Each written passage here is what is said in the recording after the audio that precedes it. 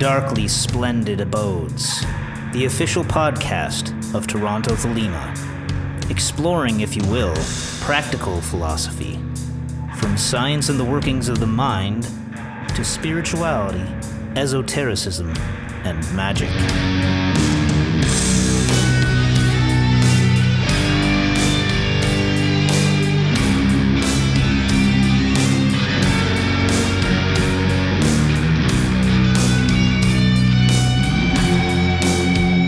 Stooping down, dipping my wings, I came into the darkly splendid abodes. Welcome to another Deep Dips, where we will be exploring a particular book more fully. This time we'll be dipping into Liber de Lege Libellum, which translates from the Latin as a little book on the law. It's a 25-page booklet that appears in the Blue Equinox, in which Crowley distills the Law of Thelema and generalizes the approach to living and experiencing it fully.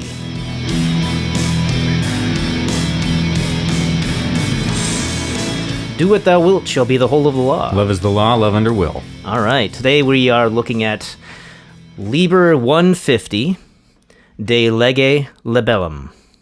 And this is a short book that appears in the Equinox 3.1, and it consists of 5 parts. Thank you for suggesting this. I feel like maybe, I don't know if other people feel the same way, but for me, some of these shorter books seem kind of like imminently ignorable. They seem like things that are sort of comfortably introductory because they're kind of bite-sized. But then often, because they're dense and difficult, if they're the first thing you read, you don't digest them right away either. And then, because there are longer books, there's the Holy Book Corpus and the more instructive papers and Magick Without Tears and Magick in Theory and Practice. Whenever I go back to something, I feel like I should go back to something. I hesitate to parse it this way, but this is really the way it happens in my mind. Go back to something like more serious and ignore the shorter pieces. But this is great. Like, this is really, really helpful book. So it's nice to be encouraged to go back to it. I've realized that it's nice to have these bite-sized bits kind of for inspiration, the same way we have like Liber Reich, to just do 2 minutes 4 times a day to just keep your toe in, kind of. Crowley says to remind you constantly of the great work, that, you know, if you're alone on an island and you only have half an hour, you know, between coffee breaks or whatever to read one section of this. Now I'm picturing a lonely island where coffee breaks are very frequent. There's still a Starbucks on every corner, and they really don't like you to sit in there and read. So you have to get in, get your coffee, and get out. A desert island peopled with angry baristas. Angry Barista Island. Great. No, but that's the thing with this book. You're absolutely right. It's easily underestimated. Because it is so concise, and it is that's the thing about it, that it's distilled. It's like the theory of Thelema distilled in a big way. It's pretty much Crowley taking all his thoughts, all his perspective on the practice and goal of Thelema, and just doing that in a very short book, and it's very handy to go back to. It can be actually so... He's using a flowery language in this book. So it's... we were just talking earlier about when it was written, and I associate it with being around the time that he was spending time in America, and it almost takes on the language of Liber Left, where it's starting to bridge into this lofty kind of almost medieval dialect, but it's not quite at that same level. But what that does do is that some of it's not as instantly clear on the first reading, or on a cursory reading. I feel like because some of the turns of phrase are so beautiful and so memorable that you might get halfway down the first page and say like, oh yeah, I have read this. I know what this and I know what this is about, and sort of shut down to the rest of it. I feel even after a week of sort of studying it as carefully as I could and taking lots of notes and stuff, I still feel there's a way in which I'm hovering above the text. And I think it's because I don't like it when people talk in the second person, but forgive me, I'm going to do this because I really do think it's generalizable and applicable to you, dear listener. I think that you have a certain number of preconceptions and a way in which you believe life is just organized. And when someone has a radically different perspective, even a subtly different perspective, there's a distance between the reader and the text that makes you think you know what it means, but this sense of having completely integrated it remains remote. So like, oh, I know this paragraph and I know this paragraph, and I've sort of investigated the definition of these words, but still the thrust of the piece can seem remote to you because it's based on assumptions that you don't share somehow. And I'm feeling that a lot with this. And I don't even know what it is that I disagree with, but there's something about it that's making me feel that I haven't digested it. I think you've hit it right on the head there, because this is, in a lot of ways, this is Crowley's philosophy naked. But like you say, you go in with your own preconceptions about things, and it's easy to latch on to paragraphs here and there that you agree with and glance over other paragraphs. So doing this deeper reading that we've been doing in preparation for this talk here, that's one of the things I like about this, actually, is it gives us a chance to actually really deeply engage with the material so that we're not just having a cursory glance. This is a very readable book, but how much of it you actually, like, having to engage with it paragraph by paragraph is a different story altogether than that first cursory reading. A lot of his perspective on things is not necessarily, like, I don't know if everyone's going to agree with every point. Personally, I resonate with a lot of what, like, pretty much everything he's saying, but I can totally understand, for instance, where somebody diverges when he starts talking about what's clearly saying reincarnation is a thing. Mm-hmm. That might not be palatable to someone. Or teleology, with the idea that humans are essentially evolving towards some greater purpose. That may not be palatable. Well, there's even more upsetting stuff in here. This idea that there's no night of rape, which is not coeval with the creation of the universe. I forget how it's parsed. I mean, that word is so sort of jarring and alienating, and then used in a context where it's talking about love between two individuals, and the two individuals can be very different from each other. There's a way in which you kind of hope that you know what he means by that, or your mind starts racing to find some excuse for that, or some apologia for the use of that term, but it's still, I think, remote and difficult to connect to and really apprehend, especially knowing like Crowley's sexual history as a sadomasochist and a kind of I mean, there are places where he uses the phrase heartily agree when talking about sexual activity. All parties must heartily agree, which I think is nice, almost nicer than consent, because like you give consent to have your data collected before you download an app you want to. It's like you can give reluctant consent, whereas heartily agree is like you don't reluctantly heartily agree to something. So that feels nice. But then there's also places in the Confessions I know where the ends justify the means, like the rape of the Sabine women is justified because the progeny there become the aristocrats that rule Rome for 1500 years. He's soft on rape in a couple of places, and there like you said, there are things about the text which are specifically really alienating.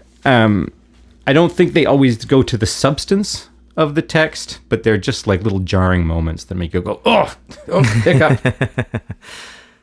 But the important thing about this text, though, is the fact that it distills down Crowley's philosophy as it pertains to the Book of the Law and Thelema in a very concise way.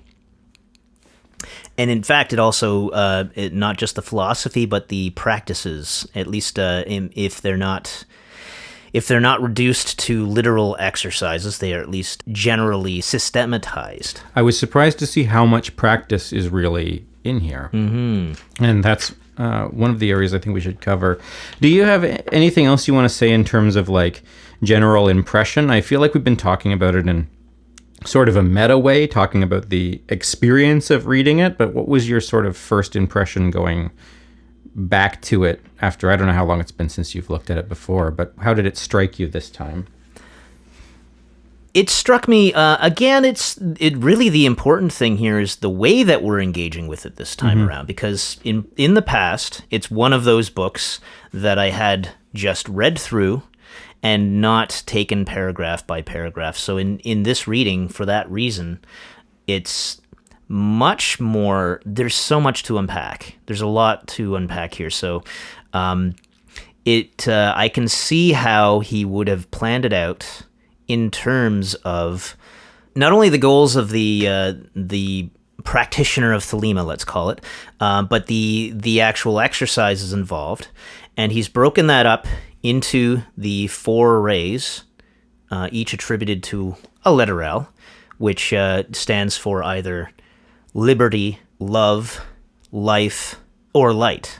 It's one of the first things that struck me is what a great companion piece this was to the Tao Te King, because it does sort of the same thing where it starts with metaphysical principles and talking about how the universe of light, life, love, and liberty unfolds from the principle of the law, which is will, so sort of like a Schopenhauerian or like Nietzschean metaphysical will, like a going that is the first cause of everything else. And then that very quickly filters down into practice, as you're saying.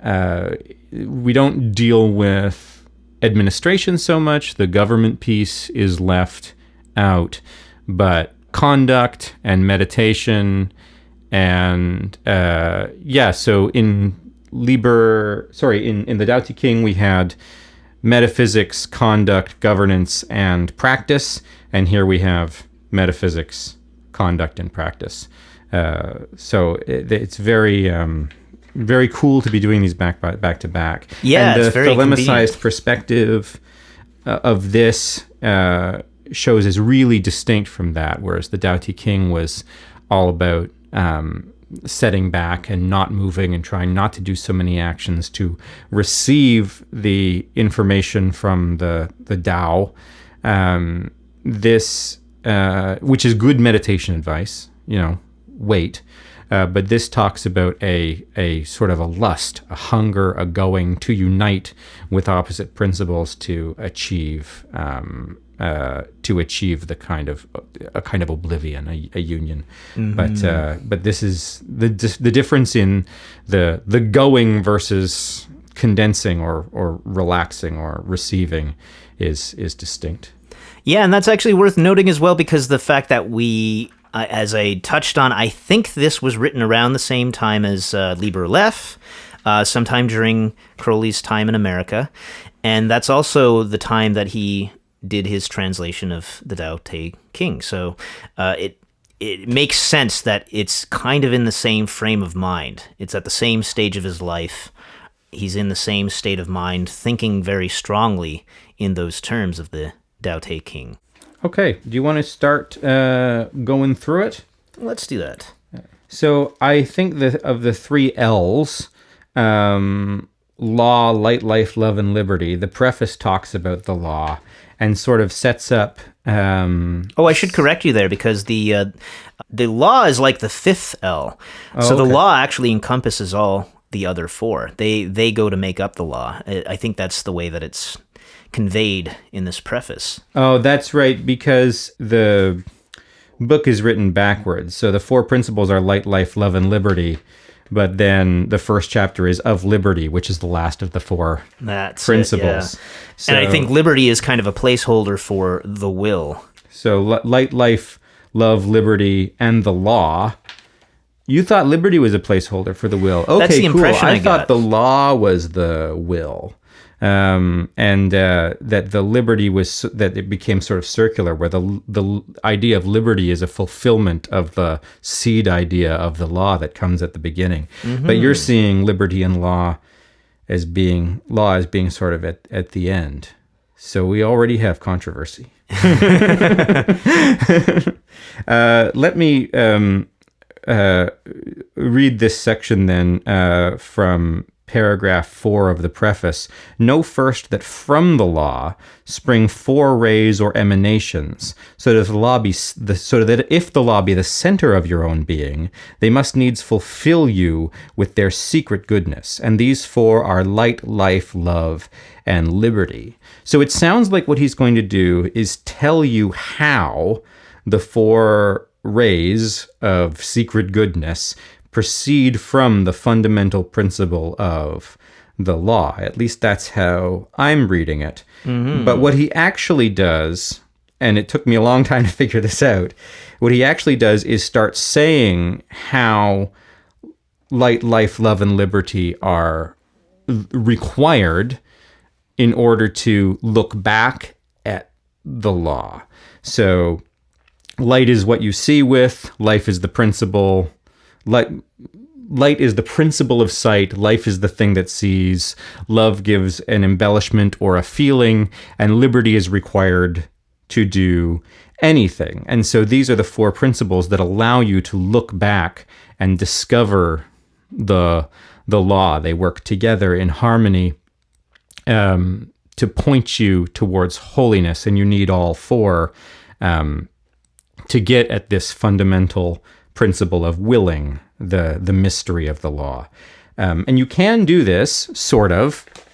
You can discover fundamental principles by looking at what actually exists and working backwards to be like, what would be the necessary and sufficient conditions for these things to come into being? Mm-hmm. It's not clear to me that light, life, love, and liberty could have not come in some other way than what he describes, to say that, oh, these four are necessarily emanations of the law, and we know this because they're the tools we use to look at the law. It seems like incomplete somehow.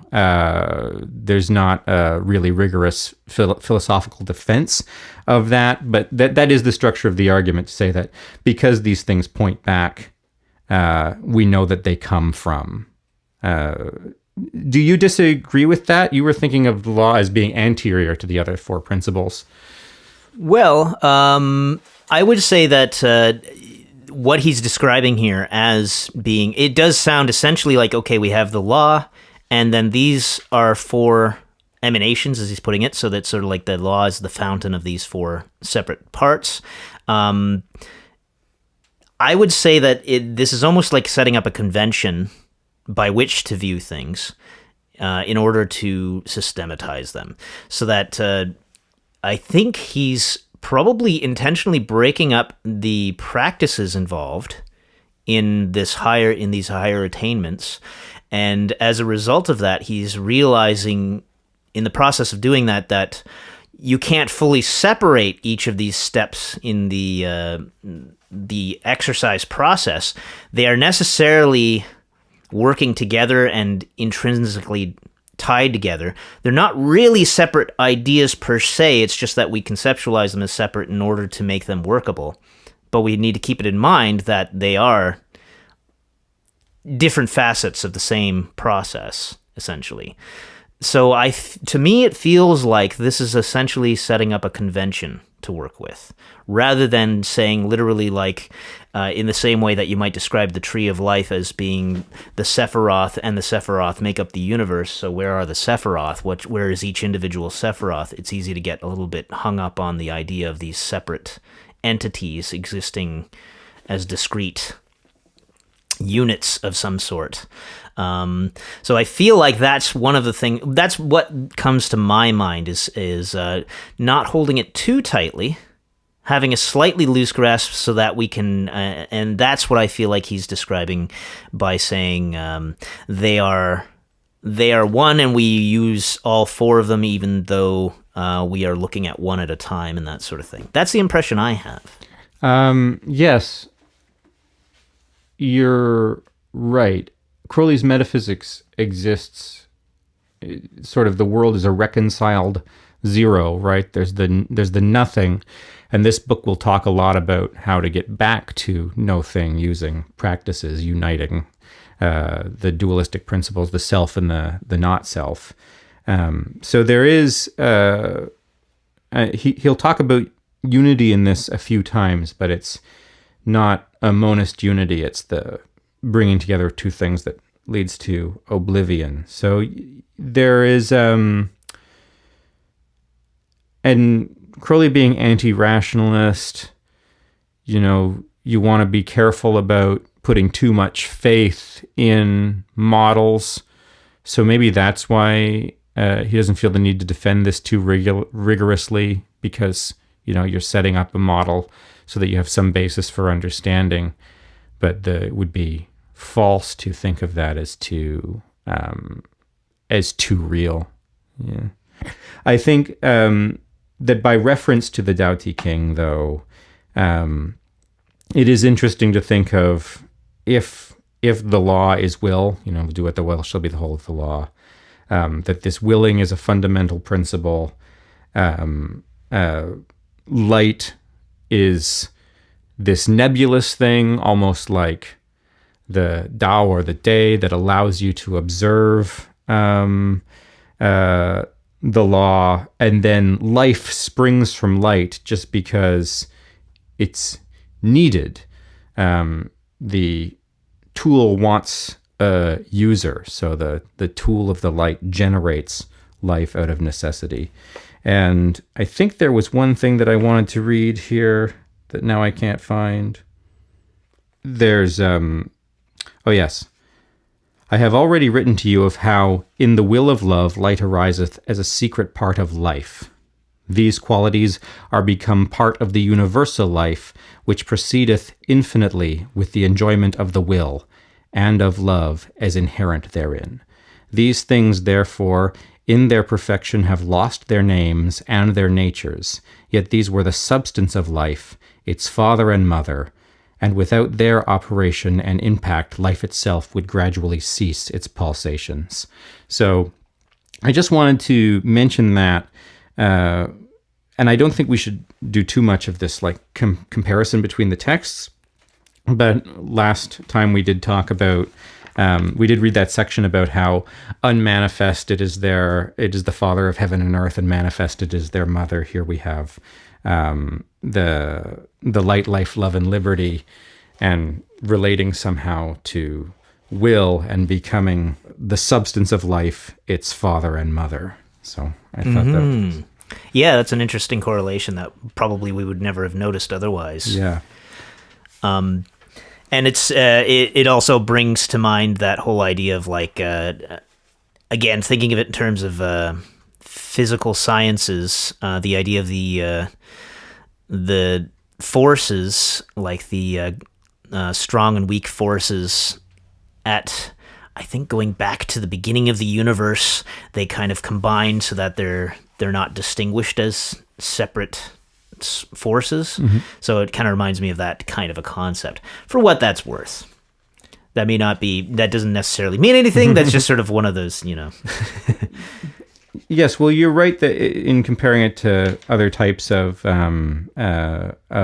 metaphysics and thinking about the relationships of how these forces emerge and come into the world, and what that picture looks like, what's primary and what steps down from what and for what reason. Tell me something about liberty, Darren. Well, liberty. This is where we set out upon the path, and we first encounter our exercises as they pertain to Thelema, and this path of return, so to speak. One thing that was kind of interesting to me, it talks about if you are sure of your will and sure of your means. And this brings to mind the introduction to Magick in Theory and Practice. And this may be, I don't know if this is going to be problematic trying to compare too many texts to this, but this is touching on his overarching philosophy in general and the practical aspects of it, which is really important to this liberty portion. In the chapter on liberty, I guess I should introduce it as well. We are talking about discipline and discipline of focusing the mind, finding your will, understanding what your will is, both your personal will in terms of what you're doing here in this lifetime, and your more overarching will. For which reason he introduces the idea of life as being this ongoing serpentine. This is in this chapter, right? That's right. The serpentine thing, I think, comes later, but you can sort of mention it now. So the reason the chapter on liberty is seemingly about bondage is that the greatest of all bonds is ignorance.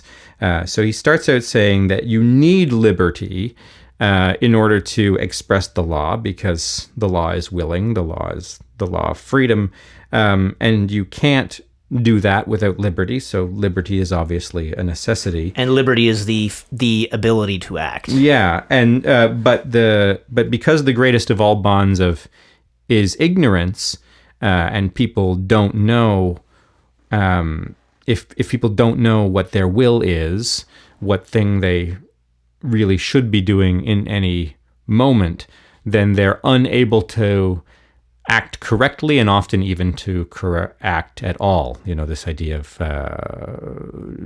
decision paralysis, being overwhelmed with infinite choice. So I just wanted to say that before what you were going about how the rigor and self-discipline and self-interrogation, because this is why this chapter becomes about that. So anyway, so what were you going to say? Yeah, essentially, we are directed to basically figure out where we are, what's going on, and what our trajectory is. That's essentially what this is about. So figuring out what your will is it is a tall order, but it is the first order of business to set out on that path. I don't know if that's something you do in a weekend, but it's like something that you start doing, and it's interesting because he does mention the idea of the personal will, and he does list a few things that sound like jobs. And this is one of those things that I like to break away from, the idea of encapsulating your true will. Well, I guess the true will being a higher overarching thing. So this is the personal will, but trying to encapsulate your will as being what you do for a living seems like it can be a little bit misleading in a lot of ways to me. But here he's stating that as an important, or as an example of one interpretation of that. So I think this is really where that interpretation comes from, and people tend to run with, because this is one of the ways that people do talk about will in Thelema. Well, so the aligning of the personal will with the divine will, I think, is where true will sort of originates. I mean, where true will sort of comes into the picture. This is why he's talking about these practices. For example, in our holy books are given sundry means of making this discovery, i.e., which star of all stars you are. So by studying the holy books, you get some of these practices that will teach you who you are, what you're doing, where you're going. Whether or not this is something you do in a weekend, I think it's probably something that you begin doing one weekend and then carry on through the whole course of your life. And so thinking of it as being a career, right? The career of the magician is not wrong. And like, if we spend 8 hours a day sleeping and 8 hours a day at work, you know, another hour and a half commuting or whatever it is, then I think what job you choose really is important, but it's not everything. The will needs to the formula of the true will needs to filter down through every action of your life, and he will talk about that later here. Another interesting clue here I seem to love the fourth paragraph of these. In paragraph 4 of this section, understand now that in yourself is a certain discontent. Analyze well its nature. At the end is every case one conclusion.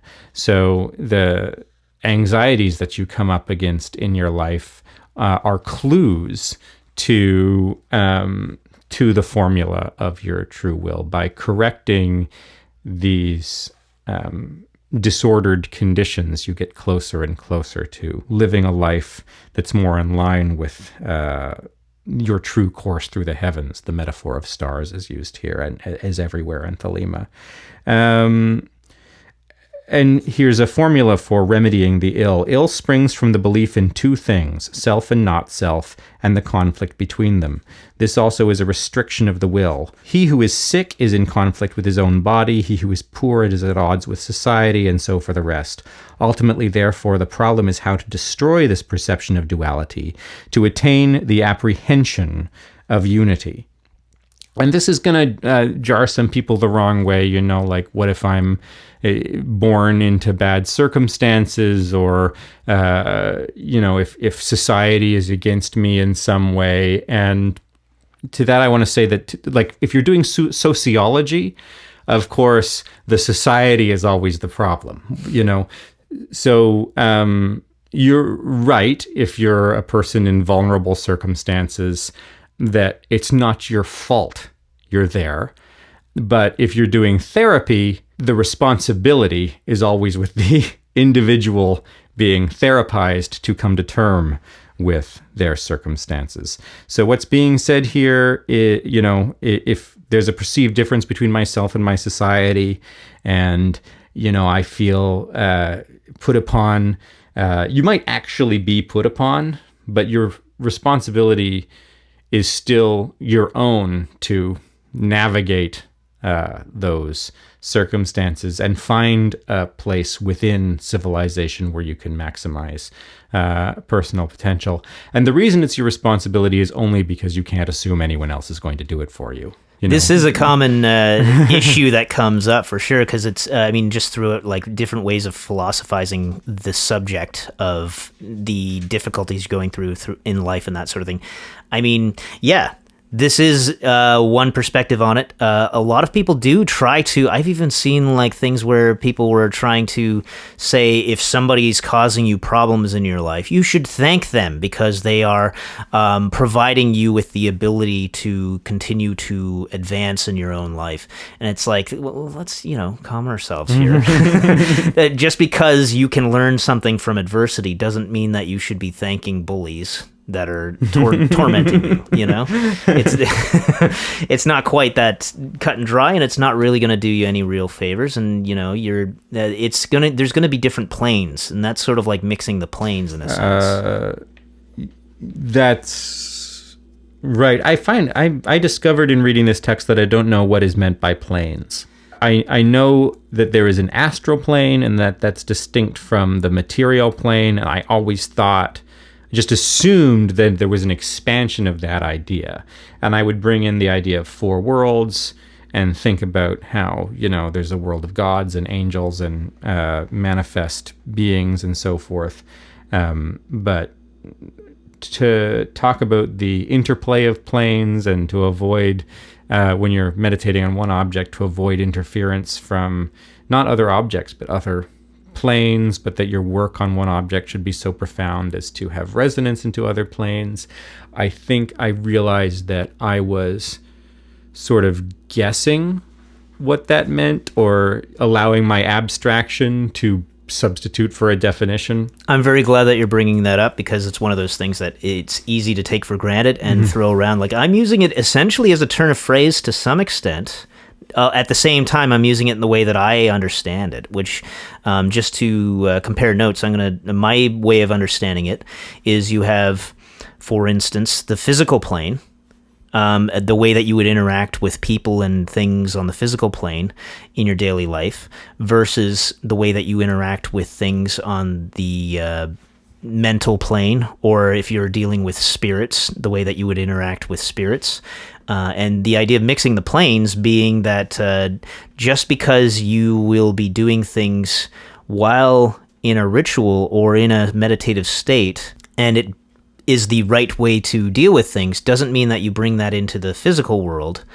So that's kind of where I'm coming from with the idea of mixing the planes. And in this analogy of like this bully, the idea that, okay, I can learn something from this situation that can be completely valid and effective. You can certainly learn something from that situation, and you can certainly grow from that situation. But then to say that this bully is giving me something and I should thank them, rather than dealing with that situation in terms that are actually going to resolve that situation in its own context and on its own terms, that is kind of like mixing the planes in that sense in my mind. So individuals have personal responsibility for their own circumstances on the individual plane, and so because people have profound responsibility to themselves, one might imagine that on a governmental plane, for example, you're absolved of any responsibility to your citizenry because individuals have profound individual responsibility to themselves. And that would be a confusion of the plane, because government just is service. At least in Thelema, government is nothing but service. So on a governmental plane, the principles might be different. You don't, you can still worry about taking care of people when you're governing large numbers of people. Their individual responsibility doesn't absolve you of your responsibility to them, for example. Yeah, just like the idea that if you are being victimized, it's not right to blame the victim. However, the victim still has to make choices in order to protect themselves and that sort of thing as well. So it's not a cut and dry one or the other kind of situation.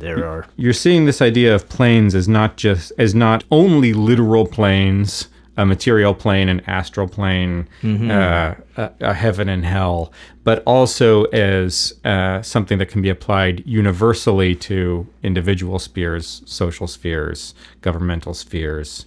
And I can argue for the fact that I think that these different planes, as you've just described them, do manifest in the mind and do therefore manifest as astral planes, so to speak, as well. Because I think there is a correlation between those things. This is something that I think is fun to talk about. I don't know if we get a definition. If we get these definitions from reading the text. That's true, yeah. So bringing it back around. So we had dealt with why the first need is freedom and why willing takes work.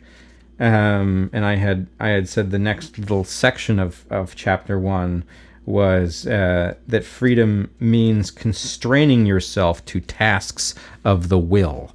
So in our holiest book it is written, "Thou hast no right but to do thy will. Do that, and no other shall say nay. Write this also upon your heart and in your brain, for it is the key to the whole matter. Here nature herself be your preacher. For in every phenomenon of force and motion doth she proclaim aloud this truth, even in so small a matter as driving a nail into a plank. Here is the same sermon. Your nail must be hard, smooth, fine-pointed, or it will not move swiftly in the direction willed. Imagine then a nail of tinder wood with 20 points. It is verily no longer a nail. Yet all mankind are like this. They wish a dozen different careers, and the force which might have been sufficient to attain eminence in one is wasted on all the others, and they are null." So this is a really beautiful illustration, I think. I like to imagine this nail of tinder wood with 20 points and what such an object might look like. And it's the elucidation of a previous suggestion that, like, if you're ignorant of the correct action, then even though you may be able to take some actions nullify each other by their disorderliness. So to find some sort of code of conduct becomes important. It's a really nice image, and it is, again, just distilling the idea that we are figuring out, you figure out who you are, what's going on, and what your trajectory is, and what your trajectory should be, or how you can refine your trajectory.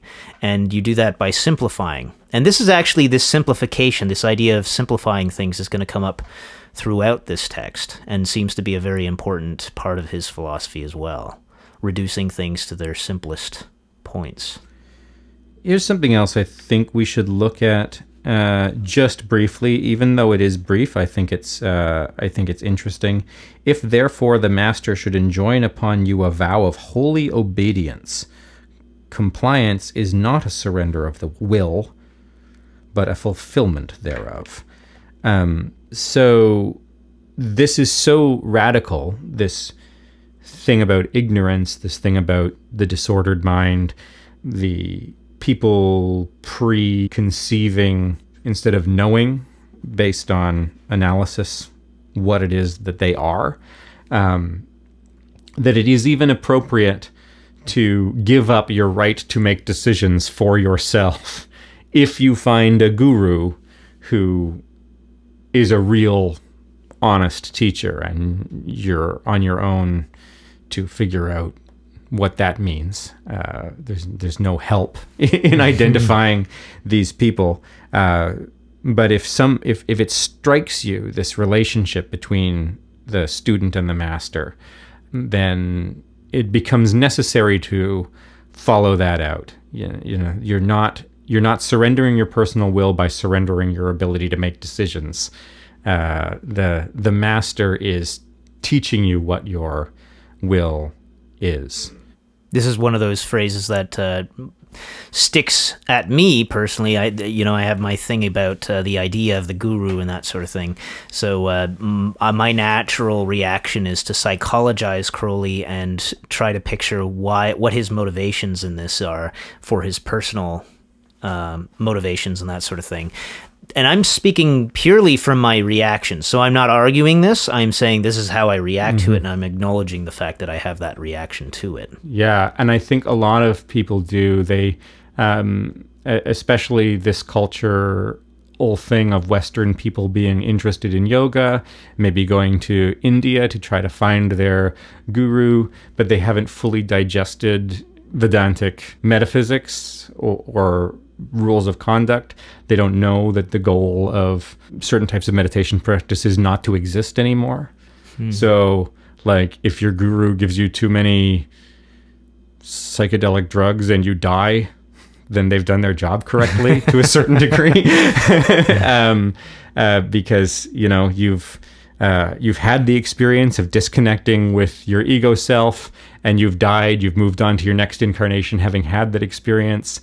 And for Western people, this might be thought of as abuse, whereas the guru might be just fulfilling his function as a guru, and so it can be very challenging for people to come up against.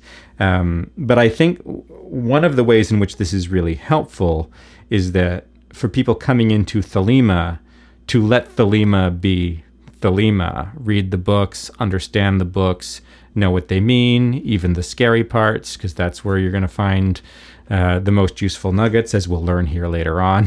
That the dangerous and most alienating things are the things which you can have the most radical union with, because they're the most difficult to integrate.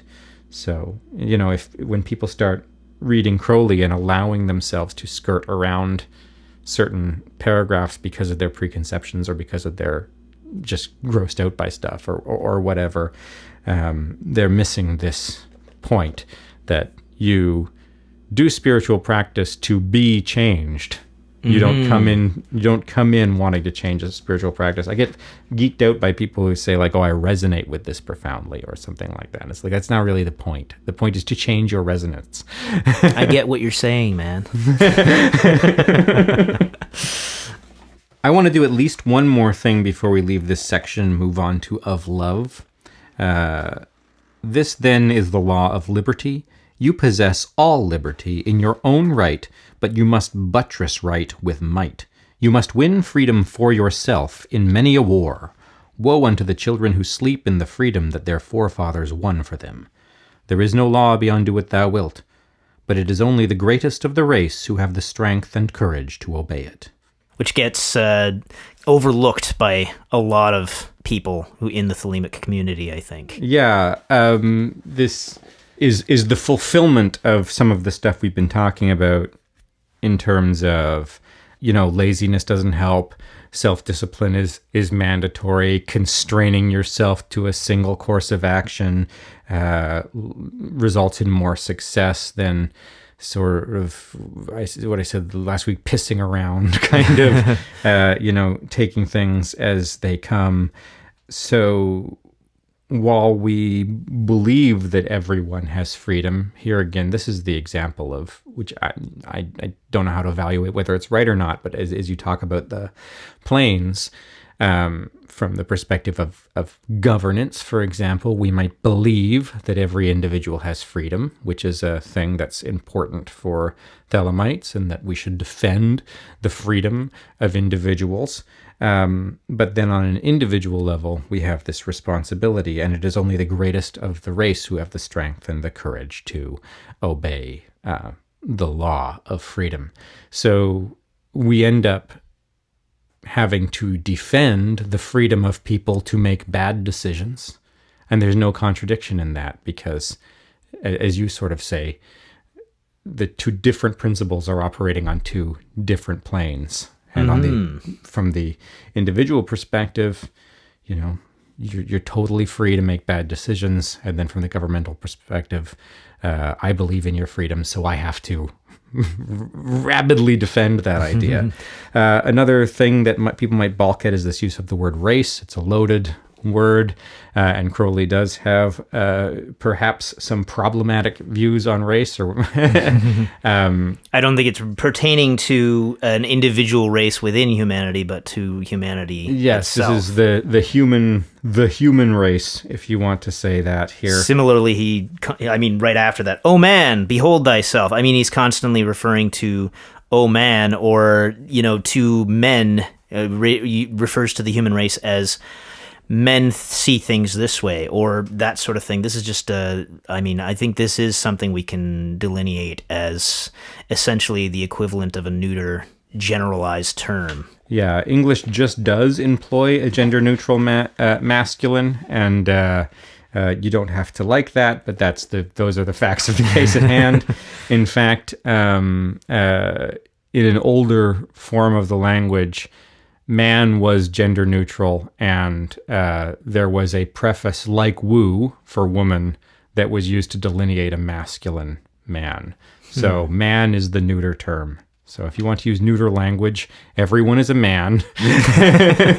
I think it's something like "oh man" for male, and woman for women. Say something about love. Well, when it comes to love, right off the hop, he's relating this to will. And this type of love that he's speaking of is encompassing universal ideas about love rather than simple individual ideas about love, although it also covers that as well. So this is really all about this concept of union again. It's bringing it right back to that. It seems like the definition of love, and correct me if you have a different point of view on this, but it's really about the idea that we are in sorrow because of the sense of individuality, the separateness of the self and the other. So love is really tied up in the idea of destroying that experience of separateness by unifying with pretty much anything, and literally anything, because he's talking about how it's not just the love between two people, it's the love that a person can have for any object whatsoever, that it becomes the point of focus. But now I would have you know that in the mind are no such limitations in respect of species, as prevent a man from falling in love with an inanimate object or an idea. For to him that is in any wise advance upon the way of meditation, it appears that all objects save the one object are distasteful, even as appeared formerly in respect of his chance wishes to the will. Ugh. The interesting thing I find about this sort of stuff is that even when it comes to the love between two people, I've always had a difficult time with the way that people talk about love and their understanding of love and that sort of thing, because I think a lot of it comes from convention, culture, those types of things, and people themselves, I'm not convinced, have a full understanding of what they mean by love and their expectations of it and that sort of thing, and how those things are tied up with culture and the like. Because here it's really getting to the root of what I feel like is important is no love is completely satisfactory when it's one separate thing. This is the hope, anyway. Where's this? I didn't mark this off as something to read, but maybe I will. Oh, I can't find it. But mediocre men mate with null women, whereas great people seek out monsters, and even as regard to gender and species. So while, the captain of the football team, who's a great guy on a small town level, really pillar of the community, might marry the head cheerleader and then just remember high school for their whole lives, have no more great achievements, whereas a truly great person will have sex with homosexual rhinoceros because of the thirst to unite with the opposite of them. Or just something so so different from the self. Yeah, there's always a hunger to discover something radical, something different, something alien. There's a striving towards difference. Maybe it's a curiosity or something that pushes people out from the self. And this love is defined in Thelema. I'm trying to find a quote from this text that says it, because I think there's probably something in here. Here we are. Here also is nature monitor to them that seek wisdom at her breast. For the uniting of elements of opposite polarities is there a glory of heat, of light, and of electricity. It sounds like he's talking about a chemical reaction, but I think what he might mean is like opposite polarities, like negatively and positively charged elements of the same type, how there's a spark when they come together, a literal spark of heat, light, and electricity. That love is, from a Thelemic perspective, is the hunger to unite with another being. So the sexual act is an act of love, marriage is an act of love, but also like murder and consumption. Like if you eat meat, that's an act of love, or like the combining of two things and the creation of something new, or the destruction of both things in the union. More correctly, that's the definition of love. So, and the greater the ecstasy that can be created by that union, the more disparate the two elements are. Yes, and that's I'm wondering with this, because he's talking about this in, it seems very strongly terms of like abhorrence. Like the abhorrence itself leads to a greater ecstasy, and I'm wondering how literal that should be taken, or if it should be allowed some leeway, or if it's partly just his. It has to be considered like if that's his experience of it and his way of parsing it, and perhaps that's different for different people. Well, we know from the biography that Crowley took this as advice on conduct. He was looking actively for things that would be uncomfortable, scary, dangerous, horrible, gruesome, and then doing them on purpose. So like many of the horrible things that you would see from Crowley and be alienated by, he did those things because he felt alienated by them, I think, to a large degree. Specifically for that purpose. But how it's written in here is kind of as meditation advice. All objects must be grasped by the mind and heated in the sevenfold furnace of love until with an explosion of ecstasy they unite and disappear, for they being imperfect are destroyed utterly in the creation of the perfection of union, even as the person of the lover and the beloved are fused into one spiritual gold of love, which knoweth no person but comprehendeth all.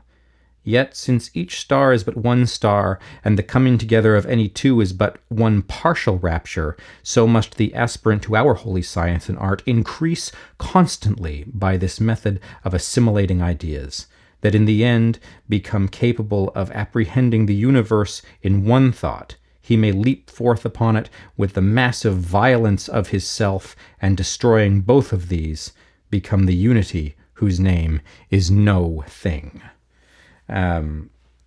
So that's important. Meditating in bits and pieces, it'll say later, on things that are both appealing and unappealing, to expand the domain of the self until you're perhaps a complete microcosm, such as that you can unite with your own universe in a pure way that allows for some samadhi to take place, allows for the obliteration of the individual consciousness. And this is a very important point of Thelemic doctrine that I think deserves to be pointed out because of the fact that what we're seeing here is adding to the self by love and unification with all the elements of the universe, whether difficult or comfortable or pleasing or abhorrent. All parts of the universe are gradually being added to the self until the self is coterminous with the universe, so to speak. And that whole idea earlier about individuality, where it's like the self, by one of the things he talks about is by simplifying every single idea that you're focusing on, so that you're reducing it to its principal elements, and then you come to realize that every given thing is equal to any other thing in relation to the self. You realize that the self itself, and the big difference is that the self is essentially nothing, and there's this other thing that seems separate from the self. So by finally having that leaping upon the universe, that's where I think that's kind of an interesting thing to talk about, that whole idea of no thing. But let's not get too off topic. The important thing being that this is an important element of Thelemic doctrine, this idea of continuously adding to the self. And it's an important thing to keep in mind because of the fact that there is a big difference between that and other doctrines which tend to separate the self in some way. Like, for instance, I know that like Luciferianism is more about fortifying the self, and I can't speak to it really strongly, but there's an important doctrinal difference there.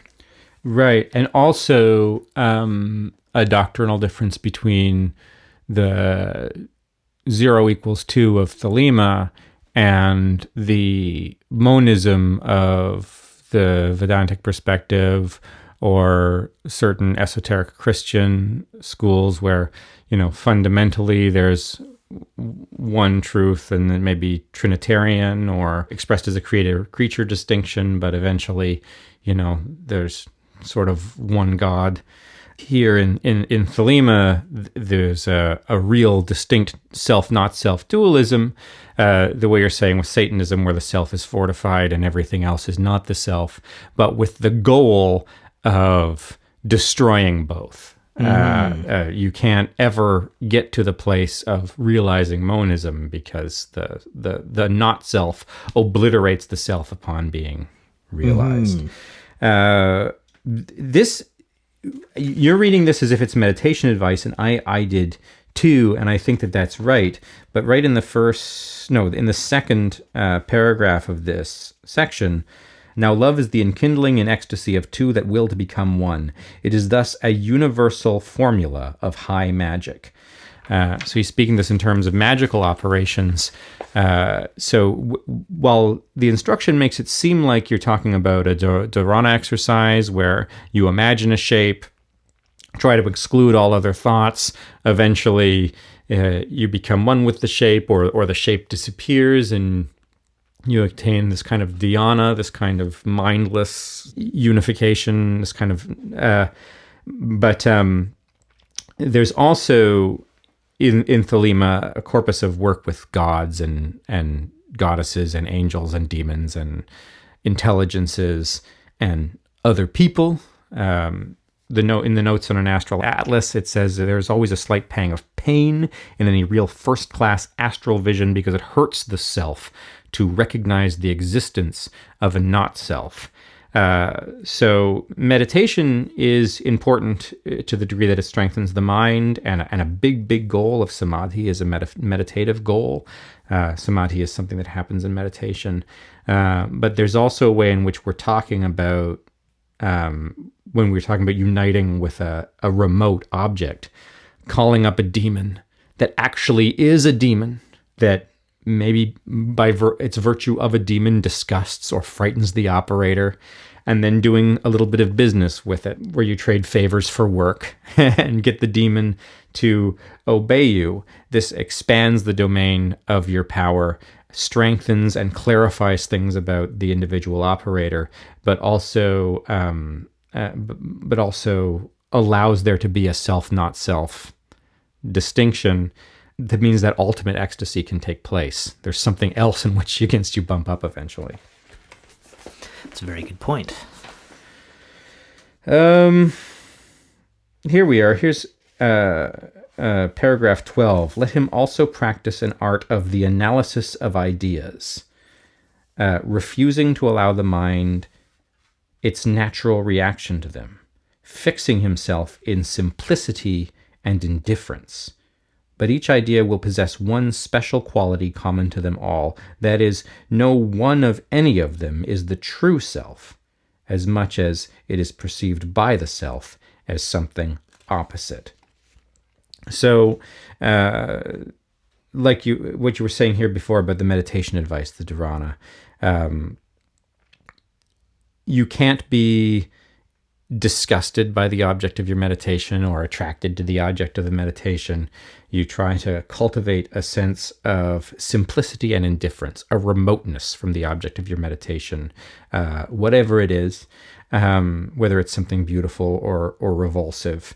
And by getting many different objects to a place where they're neuter, you recognize the similarity in those objects, and this similarity is sort of a not-self principle.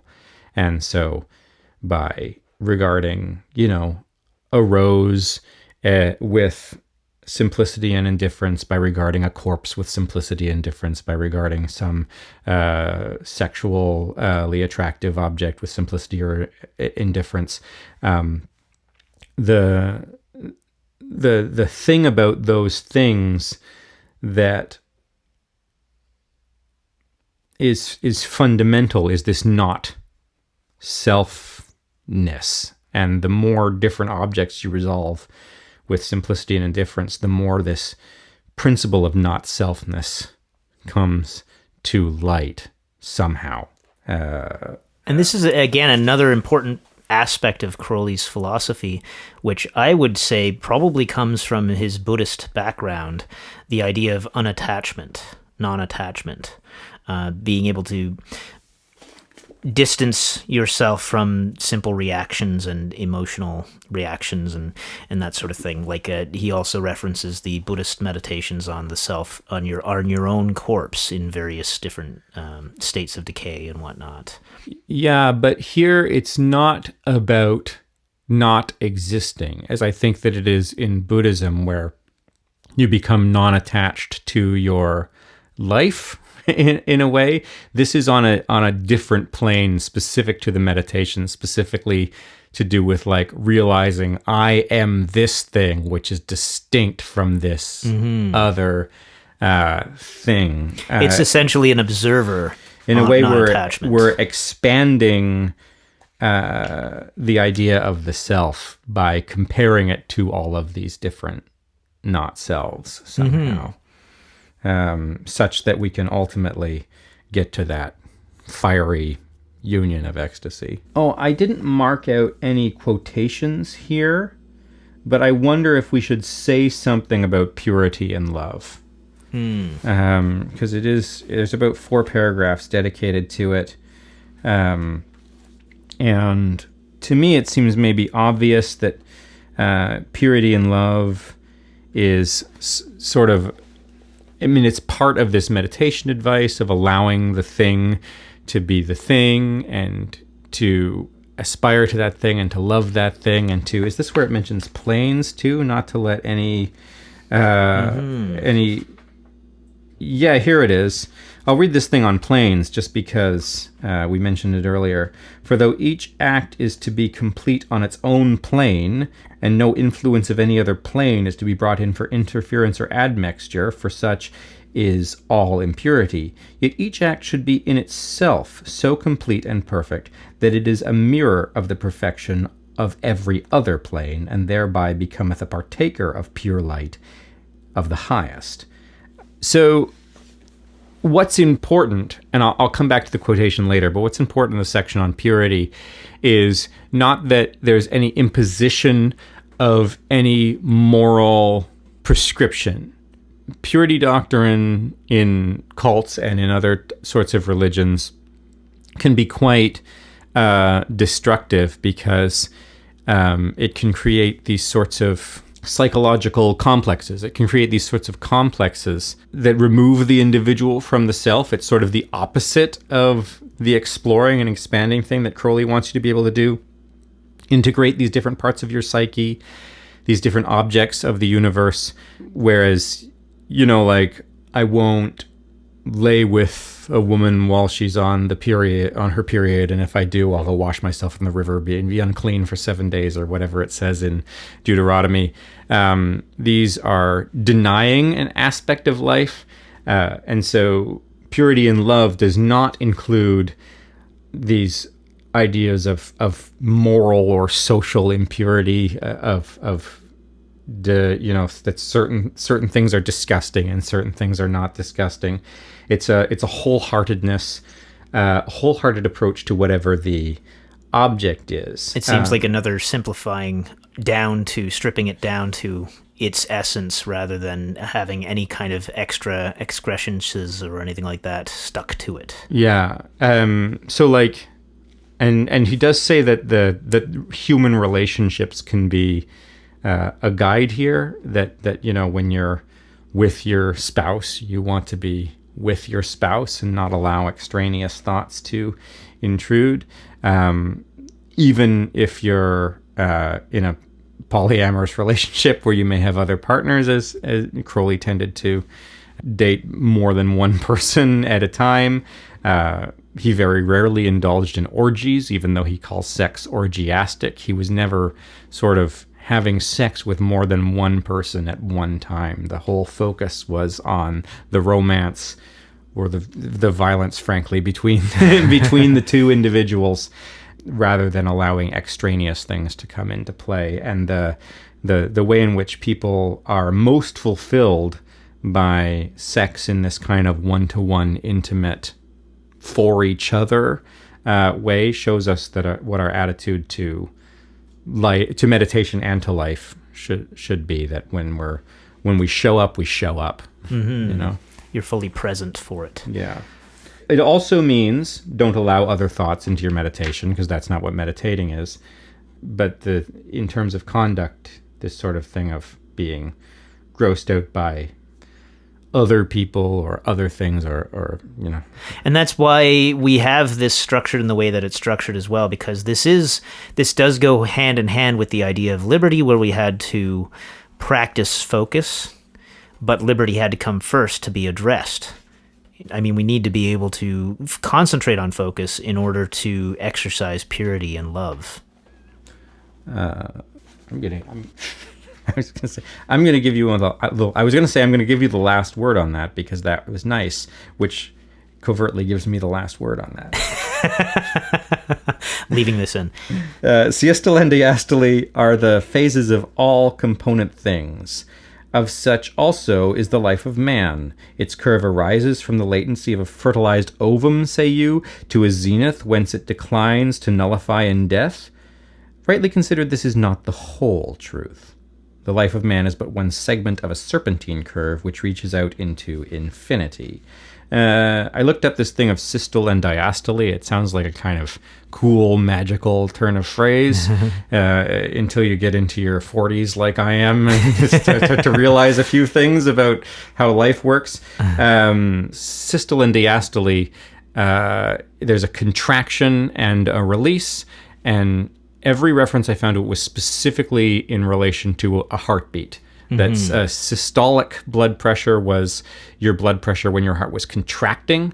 And obviously when fluid is being pushed out from the heart, there's more pressure in the system than there is when the muscle is relaxing to allow blood back in. So your distolic blood pressure is at that low point in the system. So when you see your blood pressure is 120 over 80 or 125 over 92 or whatever,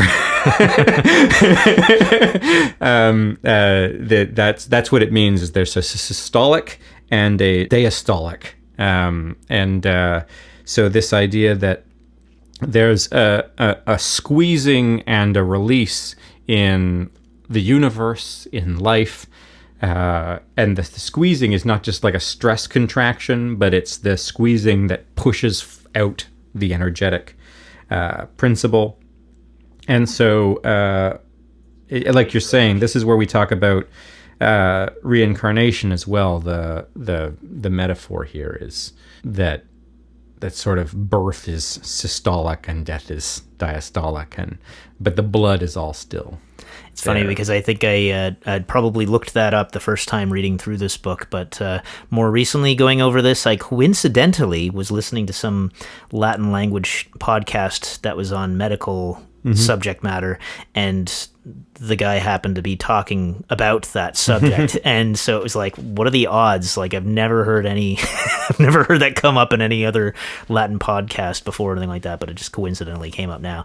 But it's a really apt imagery for this, particularly that releasing for the, if you want to call it, the afterlife.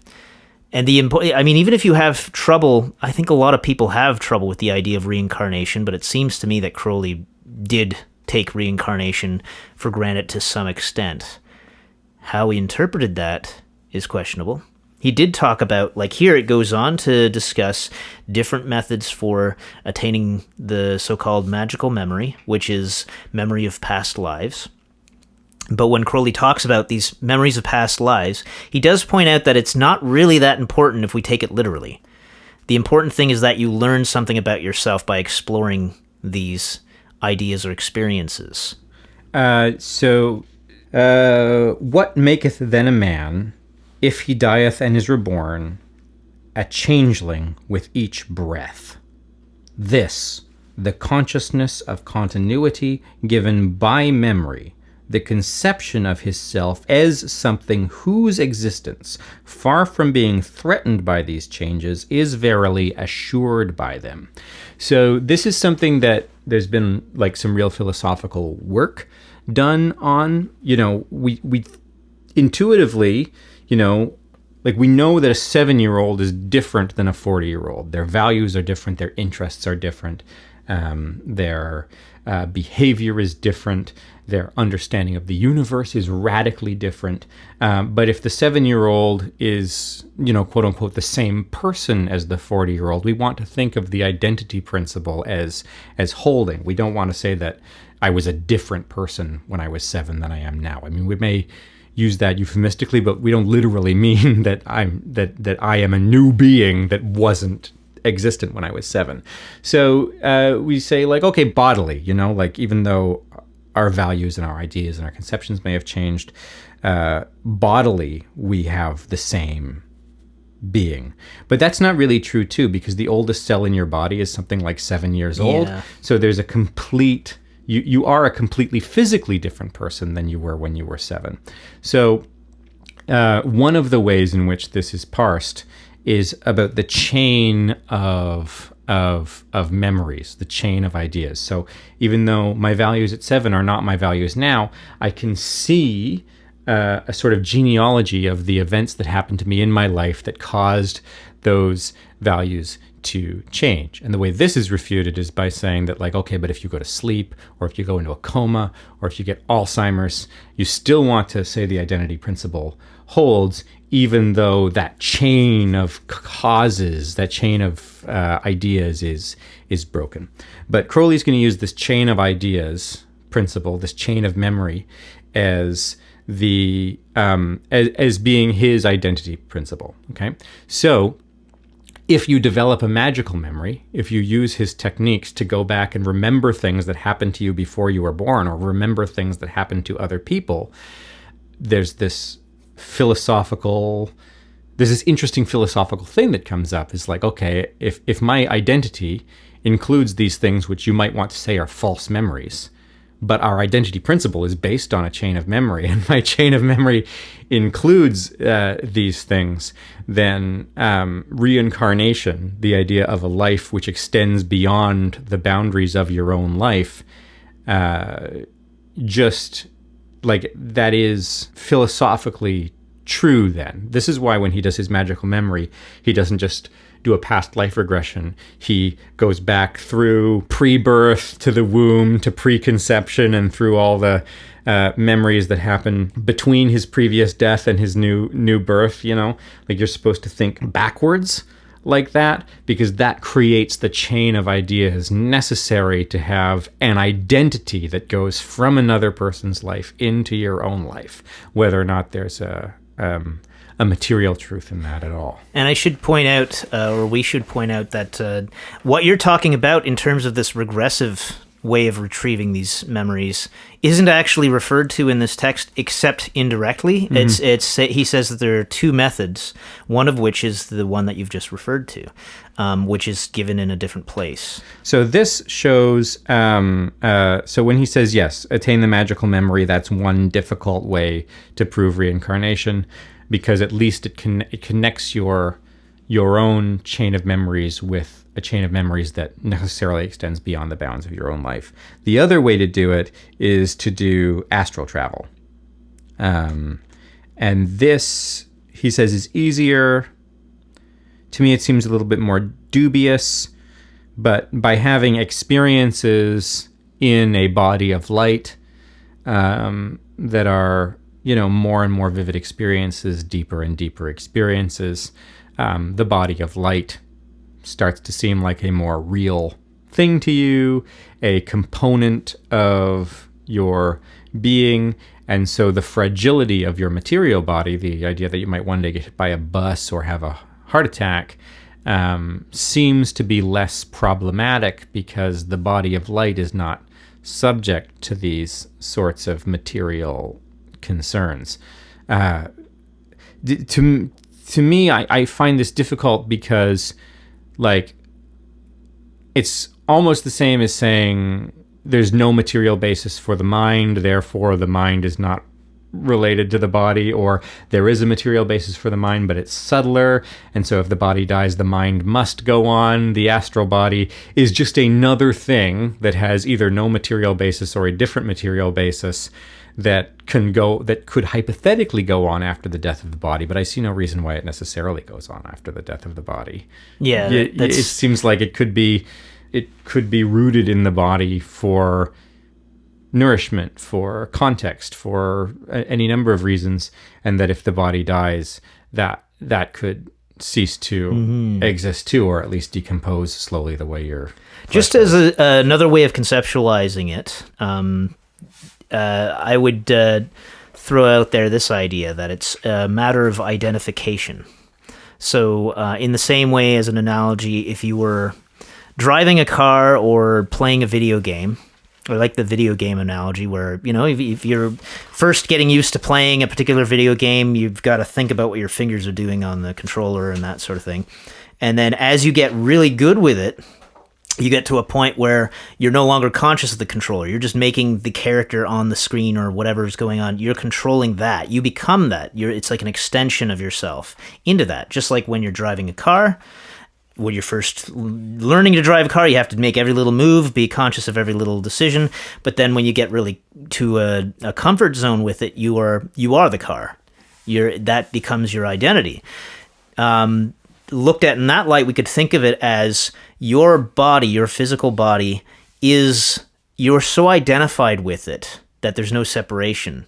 So through a lot of these meditation practices and magical practices and that sort of thing, you're learning to step away from that firm identification so that you recognize it as an identification and not actually literally the same thing as your consciousness. So I'm not saying that this is the solution to the problem. It's a different angle of approach in order to look at it in a different light. Yeah, I think that's right. It still doesn't answer the question of whether or not that consciousness will go on. In fact, when it comes to this idea of that apparently looks like reincarnation, lately I've been conceptualizing things in terms of the will being, or I guess I should say, as the individual essentially being better described as a pattern. So that this pattern isn't just your physical body, but extends within and without that physical body. So your environment, you are this pattern that's continuing through your life, and that pattern will continue after your life as well in some form.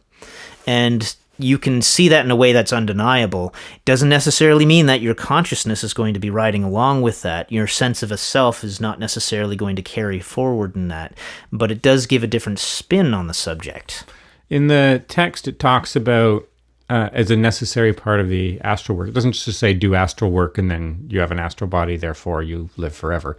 It says that it talks all about these impassable gates and how the impassable gates become passable as you get more practice and deeper phases of initiation or something. And then as you are able to expand your sphere of influences more and more to explore subtler and subtler astral realms, this idea of reincarnation is one of the things that sort of bubbles up and becomes real to you. And so I may be parsing it incorrectly by saying just because I have a body of light, therefore my body of light is immortal or unattached from my physical body or something.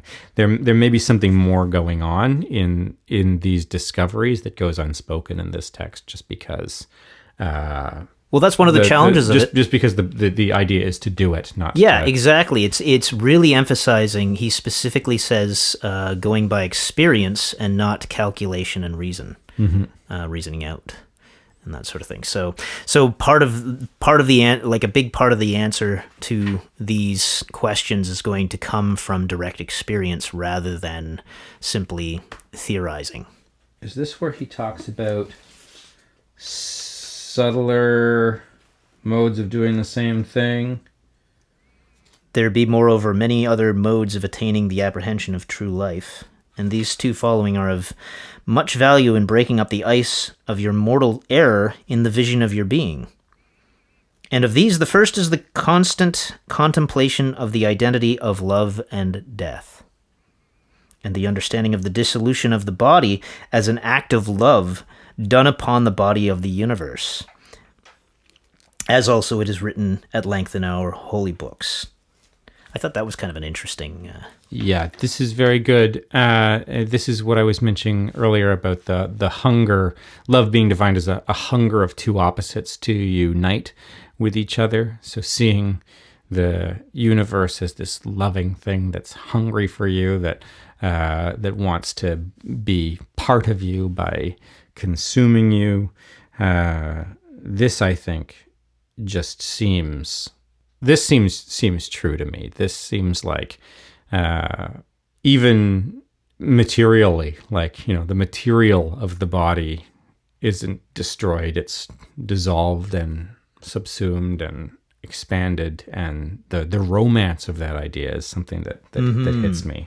I'm glad I happened to read that just now, because I don't want that to slip by us. This is one of those things that I think, I don't know if it had a huge impact on me on reading through it the first time around, but in stopping on that phrase, the idea of understanding the dissolution of the body as an act of love done upon the body of the universe is a really beautiful way to engage with the concept of your own death.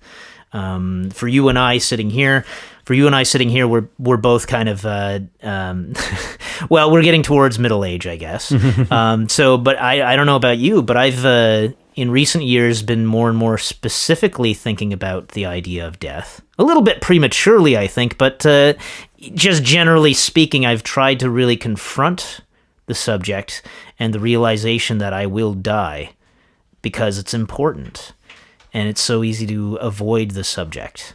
But thinking of it in that sense is a really beautiful image. The second of these lesser modes is the practice of mental apprehension and analysis of ideas, mainly as I have already taught you. This is what I read in the last section about being removed from your emotional reactions to things. But with the especial emphasis in choice of things naturally repulsive, in particular death itself and its phenomena ancillary. By this, he means the phenomena of the degradation of the corpse, for example. And then he mentions the Buddhist meditating on the 10 impurities and the 10 cases of death of decomposition. And so you remove the natural horror. To what consequence? Let's see if I can find it.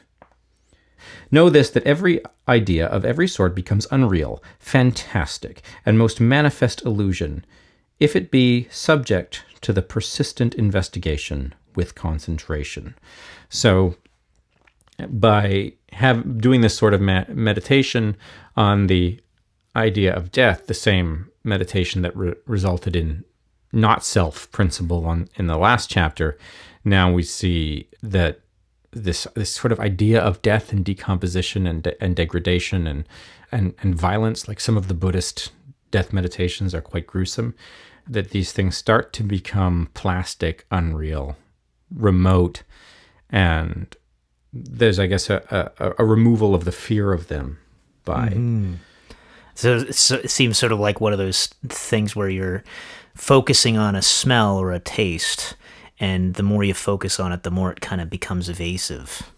This is particularly easy to attain in the case of all bodily impressions, because of all material things, and especially those of which we are first conscious, namely our own bodies, are the grossest and most unnatural of all falsities. For there is in us all latent the light wherein no error may endure, and it already teaches our instincts to reject first of all those veils which are most closely wrapped about it. So imagining your own bodily death is somehow really vividly wrong. That could be the abjection principle coming into play, but Crowley says it's something more profound than that. Well, it's an interesting idea to think about it, like going back to the idea of identification. So identification with your physical body tends to make you buy into the illusion of the physical body. And in the same way, this seems to be the process of revealing that illusion for what it is. This is not... reincarnation is not the most important part of this, I don't think. Remember, we're talking about the idea that these four emanations of the will give us the power to reflect back and to access the sort of prime universal current. So maybe this section on joy, did I mark out any quotations to read from this section on joy? I did not. What if I just read from the top of Paragraph 12. Now then, returning from these states of being, and in the return also there is a mystery of joy, you will be weaned from the milk of darkness of the moon, and made partaker of the sacrament of the wine that is the blood of the sun. Yea, at the first there may be shock and conflict, for the old thought persists by force of habit. It is for you to create by repeated act the true right habit of this consciousness of the life which abideth in light.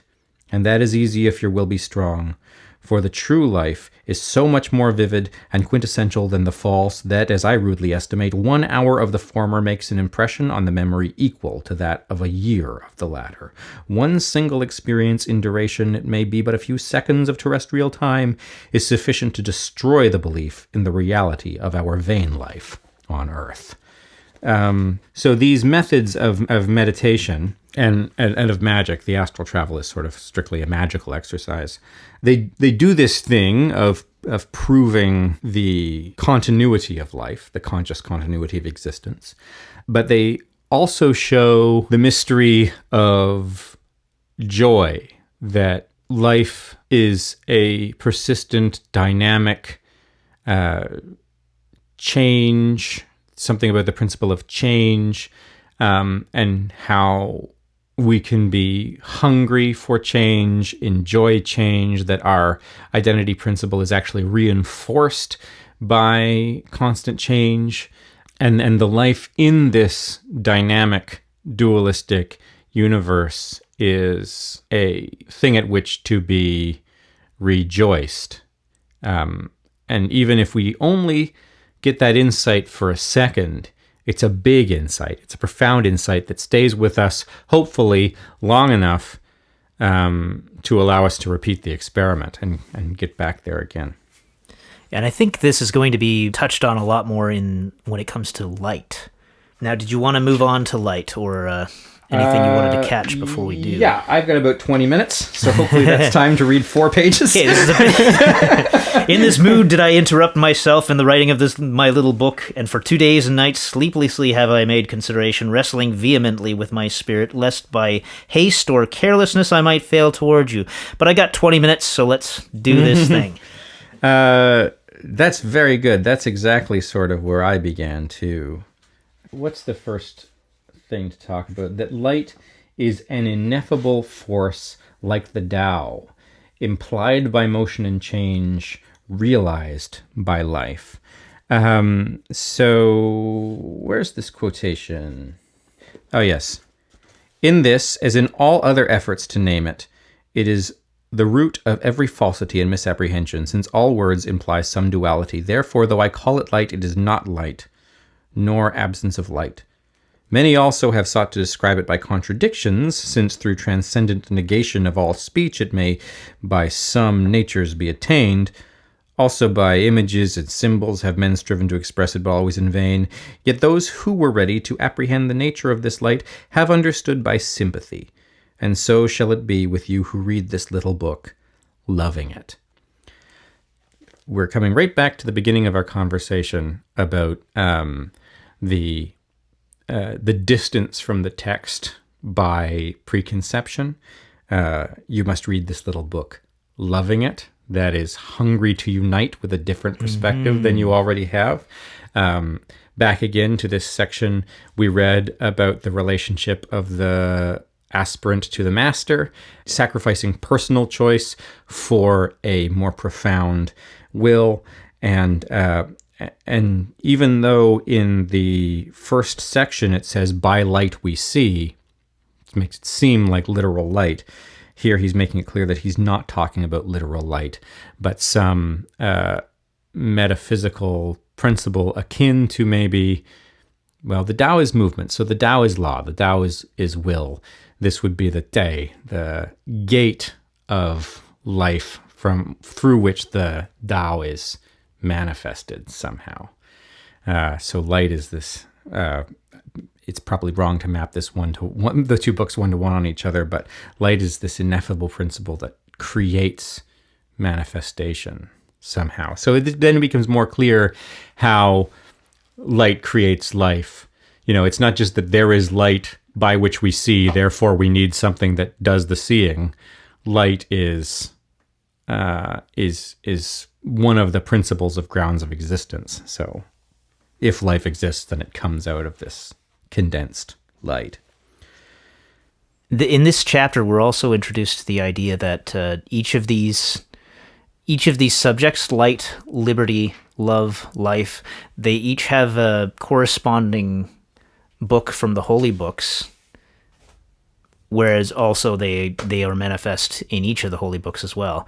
But we have for light, Liber Ararita.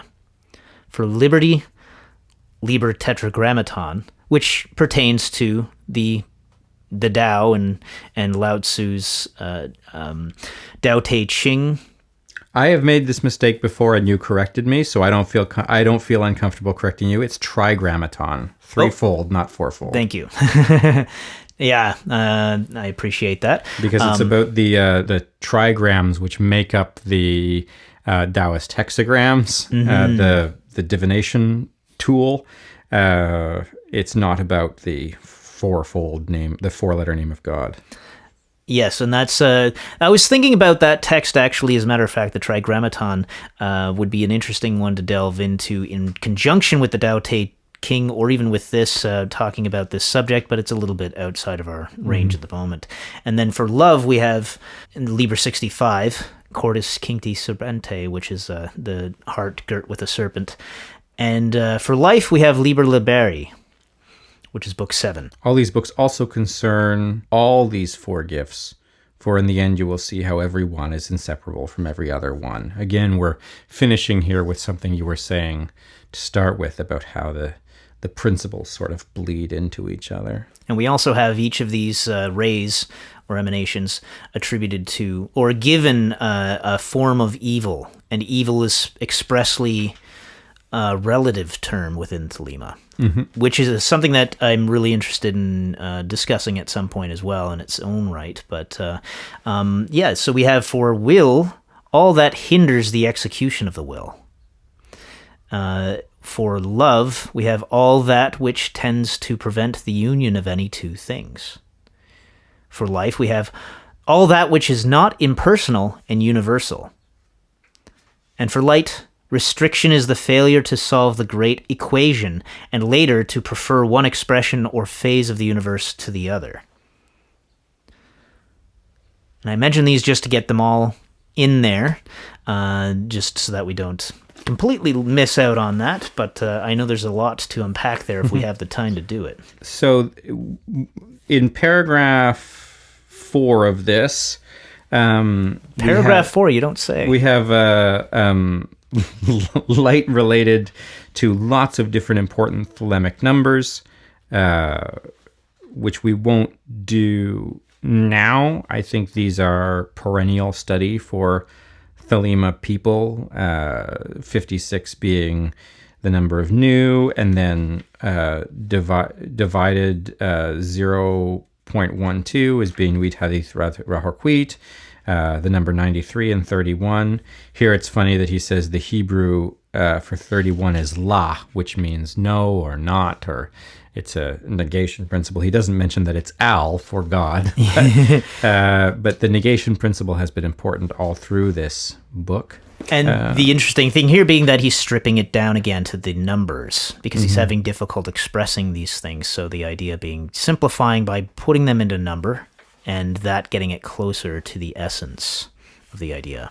Let me start reading at paragraph 5. I have already written to you of how, in the will of love, light ariseth as the secret part of life. These qualities are become part of the universal life, which proceedeth infinitely with the enjoyment of the will, and of love as inherent therein. These things, therefore, in their perfection, have lost their names and their natures. Yet these were the substance of life, its father and mother, and without their operation and impact, life itself would gradually cease its pulsations. So I read that again back at the beginning of this chapter, but I think we can deal with it more fully now, because as we've gone through, we've started with will and light love and life are the tools which we have been able to apprehend the nature of this will, and the final emanation we're dealing with now is the light, which sort of leads back to this first principle. And in understanding the other three, what does he call them? Not blessings, but the other three goods or something like that. Secret goodnesses. We secret goodnesses. Thank you. We start to have access to this more beautiful, ecstatic form of existence and a relationship with the light that is the substance of the universe. Yea, I would have you consider that this equality or identity of equation between all things and no thing is most absolute, so that you will remain no more in one than you did in the other, and you will understand this great mystery very easily in the light of those other experiences which you will have enjoyed, wherein motion and rest, change and stability, and many other subtle opposites have been redeemed to identity by the force of your holy meditation. Redeemed to identity. This also was a thing in the Tao Te Ching about the whole thesis came from these pairs of opposites and how the opposite ends of the spectrum bled back into each other. Here, it's not that you strive for something you radically don't want in order to attain its opposite, but that two opposite things are united into an ecstasy that destroy themselves in a way that's useful. People sometimes point to Hegel when they look at Crowley, and Hegel's main thing is, if you know nothing else about Hegel, which I know nothing else about Hegel, you know about the dialectic, which is thesis, antithesis, synthesis, that two opposite ideas inform each other and become a new idea which is better because it's the union of the two opposites. And people this is goes through all of Hegel's writing. His theory of history is like this, that history is somehow predictive. If you can understand the swing between movements of thesis and movements of antithesis, the next movement should be a synthesis of the previous two.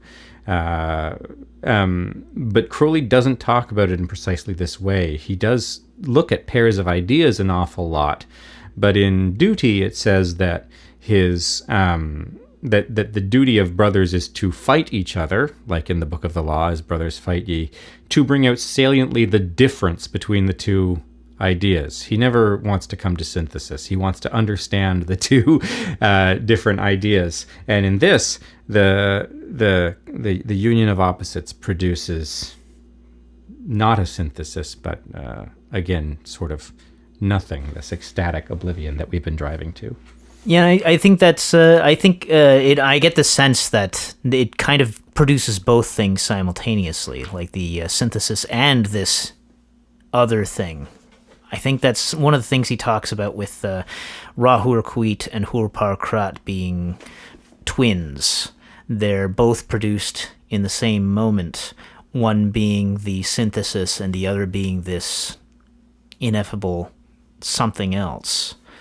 It's a part of the formula of Tetragrammaton, as I understand it, or the way that he describes it. You know, I think it's interesting because in the Tao Te Ching, there was all this stuff made about how ineffable the Tao was. And it is difficult to think of a movement, kinetic force removed from any object to be moved, like how this could be primary and other things subordinate. That is difficult to understand. And here we have the same thing, a will that is the prime mover, and you know, objects to be moved, and the objects desire each other, so there's love, and the freedom of objects to move in and around each other and to have conflicts and stuff, all expressing will. But there's still this principle of ineffability, but it's between the primary, the willing thing. It's between the law, which is fundamental, and the other three secret goods, which we have some sense of. There's this ineffable light, which is attained to, an intermediary between, which is another secret good between the fundamental principle and the way we perceive our existence. And it's almost like in this final chapter we realize that it's the light is the thing we're aspiring to, not the law. Because even though the law is prime mover and fundamental and the big source, the big God above everything, that's been with us all along. It's the life which abideth in light, yea, the life which abideth in light, that is to what we aspire.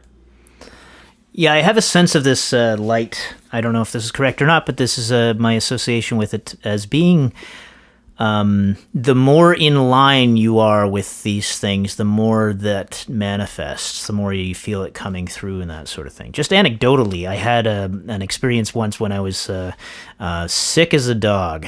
I think I might have had food poisoning at the time, and I was just feeling awful. But I was at work, and at the time I was working in a music store at the counter. Luckily, nobody comes in the mornings, so I would go and lie down in the back room. But then I was working on playing piano quite a bit at the time, and I was actually starting to really get the hang of playing some Beethoven pieces and some Chopin pieces and stuff.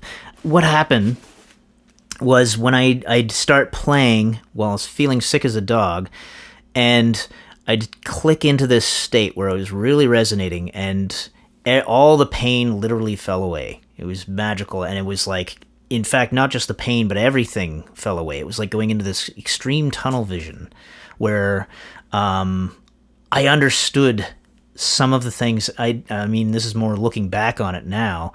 I could understand the type of experience that's often referred to in these kinds of meditative states. And I'm not saying that this is exactly what this is talking about, but it does help me to wrap my head around some of the concepts involved, including the idea that when you attain to certain states like this light, time and space no longer have meaning. You're sort of beyond that. And I think it even says like time is accessible. All time is accessible from that state and that sort of thing. So, but it's just anecdotally kind of an interesting take on it. The Tao Te Ching had that chapter we read on contempt for all circumstances. Because, either you would have things and lose them or you would not have things. So in order to eliminate your hang-ups, you just think of everything as contemptuous, and then you don't have hang-ups in relation to objects or social status or whatever. And here it talks about the condition of spiritual dryness, where in the chapter on love, he says that to not just to be in the condition of being unloved, but of not even wanting to be loved, of being so like sort of spiritually dry that you're craving for. The passion seems to have gone out of life, and this is something people experience for brief windows, right? And the use of spiritual dryness, he says, is that it's a real cleaver that removes extraneous ideas.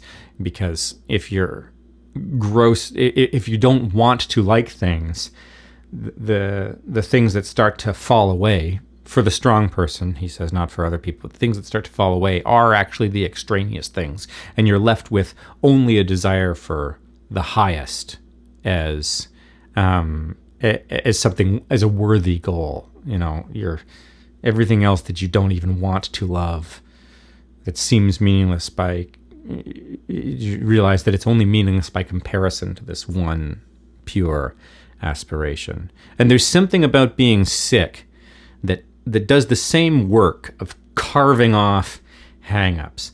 I don't care about that awkward conversation I had with that person right now because I feel like garbage and they can just deal with my attitude. Or, this note isn't perfect. my hand position is wrong, but like I don't care because I feel like garbage.